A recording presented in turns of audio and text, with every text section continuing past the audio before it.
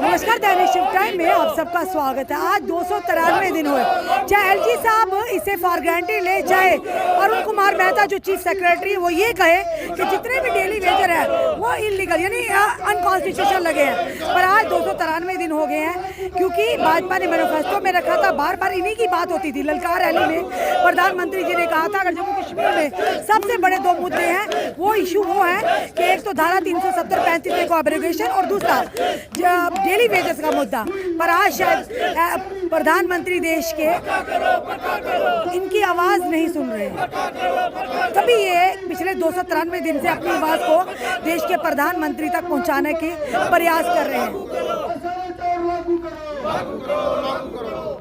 होशियार जी, हाल ही में chief secretary साहब ने एक एलजी महोदय के साथ बैठ के एक बयान दिया, जितने भी डेली वेजर लगे हैं ये अनकॉन्स्टिट्यूशनल तरीके से लगे हैं। तो फिर अगर अनकॉन्स्टिट्यूशनल तरीके से लगे थे तो भाजपा ने मैनिफेस्टो में क्यों रखा था? फिर प्रधानमंत्री जी ने ललकार रैली में क्यों कहा था जम्मू कश्मीर के बर्निंग दो इशू है, धारा 370 को एब्रोगेशन करना और डेली वेजर्स को पक्का करना? शायद जब ये चेयर पे बैठते हैं ना तब बोलने के बाद सोचते होंगे हमने बोला क्या है। अगर हम लोग इलीगल तरीके से लगे हैं तो इनके कहने के अनुसार SRO 520 भी इलीगल था जो भाजपा की प्लस PDP के कोलिशन गवर्नमेंट ने बनाया था। इसके अलावा SRO 64 भी इलीगल है। अगर हम लोग इलीगल तरीके से लगे हैं मगर काम हम लोगों ने लीगल किया है, पानी पिलाया है जनता को।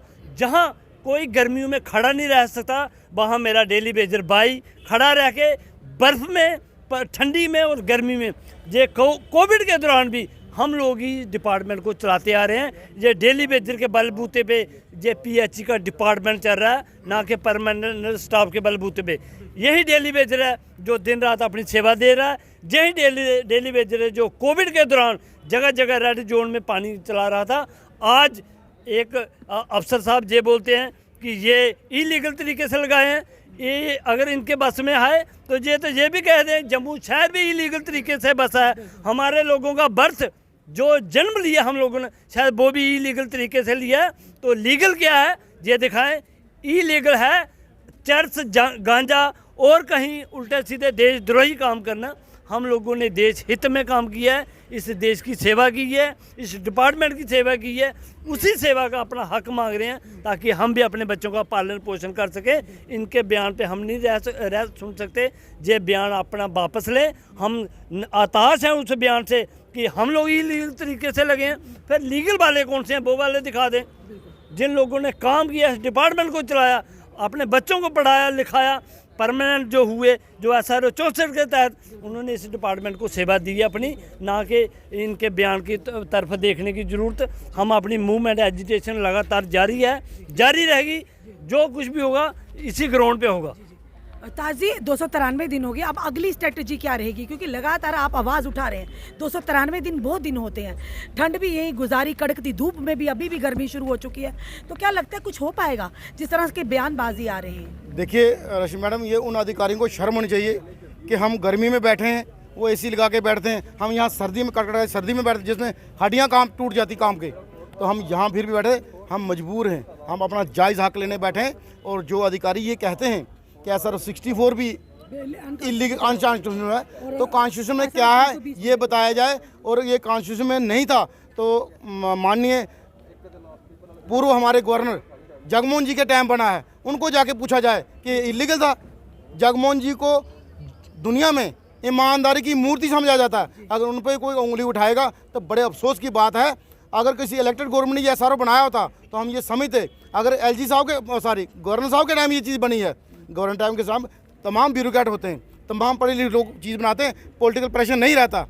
तो ये चीज़ें कहनी ये शोभा नहीं देती इस लेवल के अधिकारी को। जब ये फाइनेंस कमिश्नर थे तो हम कई बार इनके पास गए, कई बार हम मसले लेके गए। आज की डेट में पिछले 10 महीने से हम बैठे हुए हैं, हमें मिलने के क्यों नहीं बुलाते? बाकी तमाम जो प्रोडक्ट्स लोग करें उनको मिलने के लिए बुलाते हैं। हमारे पे टेबल टॉक की जाए, हमें बताया जाए हम कहाँ गलत हैं। मैडम, जिस डिपार्टमेंट में रिक्रूटमेंट रूल नहीं है कि लोगों को कैसे लगाना, वो रूल नहीं है, तो फिर इलीगल तो लीगल क्या हुआ? अगर लोग रेगुलराइज हो रहे हैं, अगर कैबिनेट सब कमेटी 2009 में बनती है, वो कहती है ये लोग अथेंटिक हैं, 2014 में एक कैबिनेट सब कमेटी तकरीबन फैसला करने वाली है कि जिनको 10 साल हो गए उनको SR 64 के बेनिफिट दिए जाएंगे। फ्लड आ गई, हमारी बदकिस्मती है। उसके बाद 2017 में कैबिनेट सब कमेटी दोबारा बनती है। डॉक्टर निर्मल सिंह जी उसके चेयरमैन थे, आप उनका इंटरव्यू ले लीजिए, क्या वो भी अनकॉन्स्टिट्यूशनल थी। आप पानी ले लेते हो कोविड के टाइम डट के आप ड्यूटी लेते हो। 2-2 4-4 में ये लोग घर नहीं गए। रेड जोन में जिन घरों में कोविड के पेशेंट थे, टैंकर वाले साथी वहाँ पानी डालने का काम कर रहे थे, बगैर कोई सेफ्टी इक्विपमेंट, बगैर कोई सेंटर, बगैर कोई किट। तो आज हमें ये कहा जाए आप ऐसे नहीं ऐसे लगे, तो हमें ये बताया जाए कि हमारा कसूर क्या है। क्या हमने 550 करोड़ की शक्ल में सरकार से पेंडिंग लेना नहीं है? क्या हमारे बाल बच्चे नहीं हैं? आप यूटी बनाने के बाद परमानेंट एम्प्लॉयज़ को एजुकेशन के लिए एक बच्चे का 27,000 देते हो, हमारे बच्चे नहीं पढ़ रहे, हमारे बच्चों को स्कूलों से निकाला जा रहा है। हमारे घर में साथियों को खाने के लिए, क्या चीफ सेक्रेटरी साहब ये पूछा कभी कि आप 9,000 में कैसे गुजारा कर रहे हो? आपके बच्चे कैसे पढ़ रहे हैं? आप इस 9,000 से बच्चों को खाना खिला रहे हो, पढ़ा रहे हो, मेडिसिन दे रहे हो, अपने बूढ़े माँ बाप के लिए क्या कर रहे हो? हम तो बच्चों के लिए बोझ, पहले माँ बाप के लिए बोझ थे, आज अपने बच्चों के लिए बोझ हैं, अपने आप पे तो बोझ है ही है। तो हमें ऐसा किया जाए जितने तमाम डेली वेजर हैं, LG साहब एक जम्मू तवी के पुल पे हम सभी आ जाते हैं, एक फायरिंग स्क्वाड को ऑर्डर दिया जाए, सबको गोली से भून दिया जाए, जैसे जनरल डायर ने किया था। लेकिन कोई भी जो मजदूर की मूवमेंट है, एजिटेशन है, जब वो हक के लिए निकलती है वो पीछे नहीं हटती। हम लोग अपना हक लेना जानते हैं और इसी टीम ने PDD के लोगों को, म्यूनसिपैलिटी के लोगों को रेगुलाइज किया। क्या वो लोग कैसे लगे हैं? वो भी हमारे भाई हैं, हमारे साथ लगे हैं, उनको आप रेगुलाइज कर रहे हो क्योंकि उन्होंने 3 दिन बिजली का सिस्टम जम्मू कश्मीर में ठप किया। और हम जो एक पीस मैनर पे चल रहे हैं, आज तक हमने कोई वायलेशन नहीं की। लेकिन आने वाले दिनों में ईद के बाद पूरे प्रोविंस का दौरा होगा, मोबिलाइज करके लोगों को ये कहा जाएगा कि अब वायलेशन भी होगी, अब जो पानी की समस्या आएगी उसकी सारी रश्मि जी रिस्पॉन्सिबिलिटी इन बड़े अधिकारियों की होगी। सवाल कड़वा है पर पूछूंगी जरूर मैं आपके, ये हम भी रिव्यूज लेते रहते हैं, हमारे जो फेसबुक पर आते हैं। कहा जा रहा है कि डेली वेजर बटा हुआ है, तभी आज डेली वेजर्स की सुनवाई नहीं हुई है।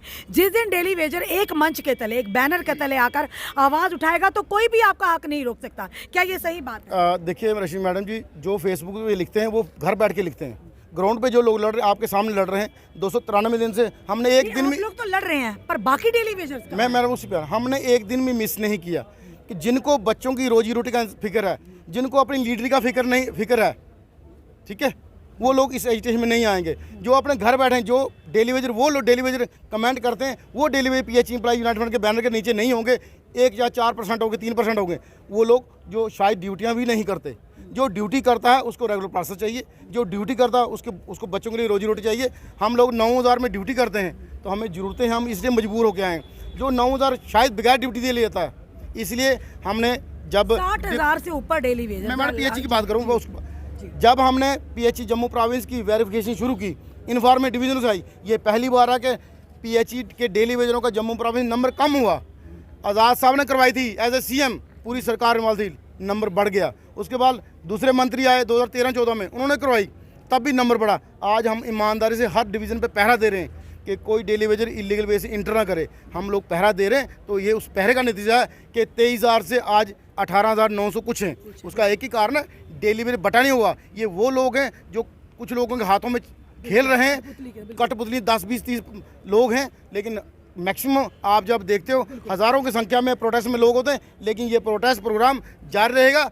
बटे हैं, दबे हैं, कुचले हैं, डरते हैं कुछ लोग, लेकिन मिशन हमारा एक ही है, रेगुलर प्रोसेस। क्या कहेंगे प्रशासन और यहाँ की जनता से अपने माध्यम से, क्या लगता है कि आपको किस तरह के कदम आगे आने वाले समय में उठाएंगे? शायद जनता को भी उसका भुगतान करना पड़े। देखिए, जनता से हमारी कोई दुश्मनी, हमने कोविड में मैडम काम किया है। हम सुबह 4 बजे से लेकर रात को 12 बजे तक पानी पिलाने का, देने का काम करते हैं। लोग जब सुबह मॉर्निंग वॉक जाते हैं, हमारा डेली वेज पानी दे रहा होता है। रात को 11-12 बजे जब लोग आते हैं काम से, तो हमारे लोग काम करें। हमारी ड्यूटी जो है 24/7 है, ना छुट्टी ना मेडिकल, कोई भी सुविधा नहीं है, फिर भी काम क्यों कर रहे हैं? शोषण बर्दाश्त कर रहे हैं। लेकिन ईद के बाद, जैसे मैंने आपको कहा, हर डिवीज़न हमारे छोटे प्रोटेस्ट प्रोग्राम चल रहे हैं, मीटिंगें चल रही हैं। आज का प्रोग्राम था, हमने आपको 12 साढ़े 12 फ़ोन किया, पहले फ़ोन नहीं किया, हमने किसी को नहीं बताया था। हम ये चेक करना चाहते हैं कि PH एम्प्लॉय यूनाइटेड फ्रंट ने जो मुहिम शुरू की थी उसका ग्राउंड में करंट कितना है। तो करंट आपने देख लिया, ये जम्मू शहर के लोग थे। आने वाले दिनों में बड़ा प्रोग्राम होगा और गर्मी बढ़ने का इंतज़ार कर रहे हैं हम। जैसे कणक की कटाई ख़त्म हो जाएगी, उसके बाद गेहूं की कटाई ख़त्म के बाद आप ये देखोगे, ये ग्राउंड, ये रोडें सब भरी होंगी। साफ तौर पर आह्वान है अब डेली वेजर का कि अगर बाहर निकले सर पर कफन बांधा कि अभी अधिकार लिए बगैर हम वापस नहीं जाएंगे। भले ही चीफ सेक्रेटरी साहब जितने मर्जी बयानबाजी करें, भले ही एलजी मनोज सिन्हा इग्नोर करे, पर आने वाले समय में जम्मू की सड़कों पर एक जन सैलाब उमड़ेगा डेली वेजर्स का, जिसकी जिम्मेदारी डेली वेजर्स की बल्कि सरकार और प्रशासन की होगी, जो लगातार इन लोगों का शोषण करते आए हैं। अपने कमेंट, अपने सुझाव हमें ज़रूर दीजिए। इस वीडियो को जितना हो सके शेयर कीजिए। जुड़े रहिए हमारे साथ अगले अपडेट के लिए। जय हिंद, जय भारत।